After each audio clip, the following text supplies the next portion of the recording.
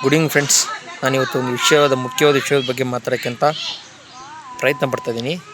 ಅದು ಎಲ್ಲರಿಗೂ ಮುಖ್ಯವಾದ ವಿಷಯ, ಎಲ್ಲರಿಗೂ ಬೇಕಾದಂಥ ವಿಷಯನೇ. ಏನಪ್ಪ ಅಂದರೆ, ನಾನು ಬೆಂಗಳೂರಲ್ಲಿ ಬೈಕ್ ತಗೊಂಡು ಹೋಗ್ತಾ ಇದ್ದೆ. ಸಡನ್ಲಿ ಗಾಳಿ ಸ್ವಲ್ಪ ಡೌನ್ ಆದಂಗೆ ಆಯಿತು. ಬೈಕ್ ಹಿಂದಿನ ಗಾಡೀಲಿ ಚೆಕ್ ಮಾಡಿದೆ.